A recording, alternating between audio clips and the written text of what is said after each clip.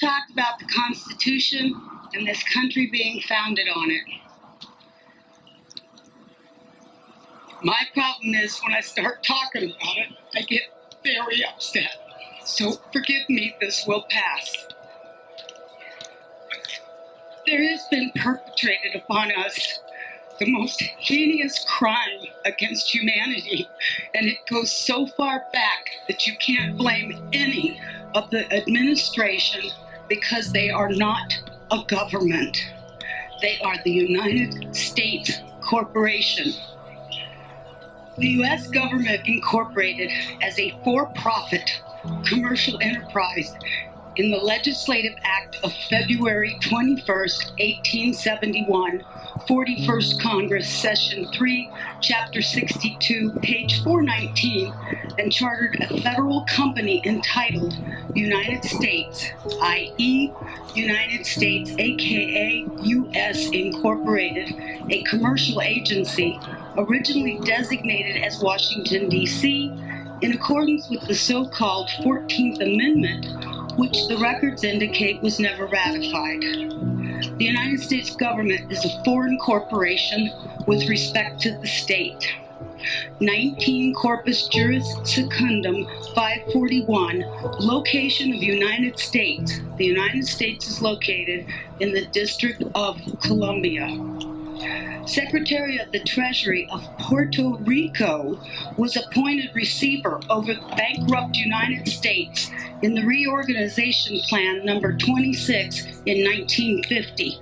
Title 5, United States Code, Section 903, Public Law 94-564. The Secretary of the Treasury of Puerto Rico, Title 27, Code of Federal Regulations, Section 251.11, the title, Secretary of the Treasury, is a euphemistic abbreviation of the actual title, Secretary of the Treasury of Puerto Rico. The Internal Revenue Service was incorporated in Delaware, is not a part of the supposed U.S. government, which is but a de facto for-profit corporation masquerading as a government. It operates out of Puerto Rico. This is the IRS. It's not registered to do business in any state, is the bookkeeping and debt collection arm of the Secretary of the Treasury of Puerto Rico. They collect for the International Monetary Fund. Everybody who gets up into the administration, the Congress, the legislation, all the way down to the local level are corporations, private companies. We are their chattel. We are their inventory. They make money off of us, and you don't even know how deep it goes. And I apologize for my passion about this. But when I found this out, it was the only time that I felt hatred for the evil slime who did this to us. In 1871, when the United States became incorporated,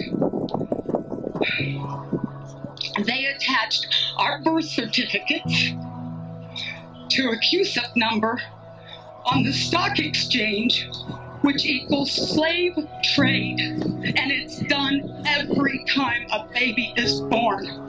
There is a bond trust account set up, and they trade us on the stock market, and this is all documented, and I know it's shocking. Some of you are hearing this for the very first time, and you're thinking, oh my God, how could they possibly? They go so far as to trick us that, have you ever been to court and the judge says, do you understand? Don't ever say you do. Say, no, Your Honor, I do not understand. That simple little word doesn't mean what you think it does. You have just given him permission, if you say, yes, I do understand, that you're going to stand under whatever he wants to lay on top of you. The courts are admiralty courts. The judges, the attorneys, all belong to the Bar Association. It's still a little bit vague as to what BAR stands for, but we do know the first word is for British. Some people say accredited, some say attorney, and a registry. They do not work for us, we the people. We the people are working for them. We don't need a gold standard. We are the value to the Federal Reserve note. We can give value to our United States currency.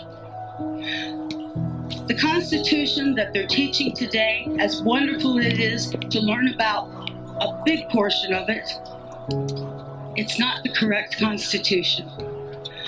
It's actually a second Constitution, and that's the one that they wrote when they went incorporated. In 1933, there was the Emergency Banking Act.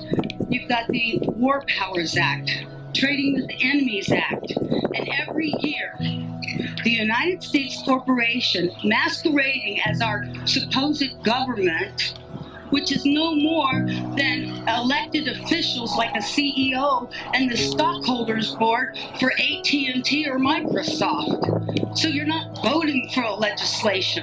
You're not voting for a representative because each and every one of them are bonded under a United States corporation. There's 37,000 subsidiaries of that corporation. Every agency, when you look it up on Dun & Bradstreet, is listed as a corporation. It is a for-profit private company, and we are their inventory. I feel bad knowing that I've been enslaved all this time, and I'm sorry for the people during the civil rights, all the wonderful ones who were already in slavery and they thought they were freed. We've all been in this boat together, and people need to really wake up, and we need to hold these corporate officials' feet to the fire and insist the corporation must be dissolved, the Federal Reserve must be banned from this country, and we must turn our system of judiciary back to a common law. If there's no harm, no loss, there's no crime. And everything else is a way to get you to pay. Even the court systems are hooked up to the QSIP system. When you get a case number on a court document and you're being charged with something, why do you think they call it a bill or being charged? Because that's exactly what's happening. They set that court number up, and it's attached to the stock exchange too. And from the moment you're arrested or charged, they start trading you on the stock market, swapping you just like they were with the derivatives and the default swaps on the mortgage. And that's a whole nother thing. We all know that's coming out in the mainstream media. Federal Reserve is meeting on November 2nd, the same day as elections. All I can say is wait for the sky to fall, because they know their house of cards is tumbling in on top of them. And if I do nothing but go to my grave, I will see them pay for their evil that they have committed, not only against our nation, but every nation out there. It's been an illusion,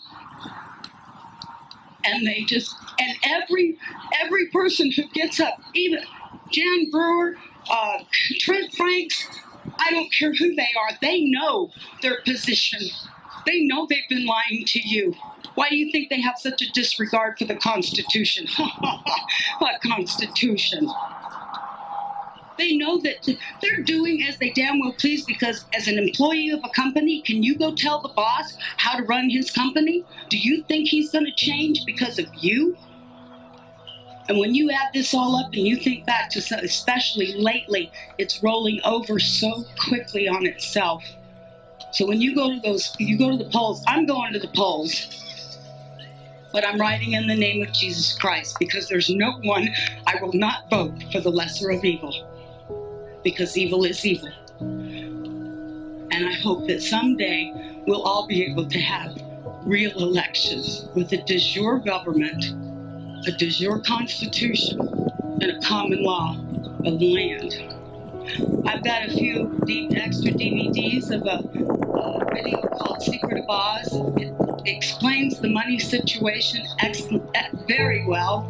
We don't have to have gold standard. North Dakota has a state-owned, state-chartered bank.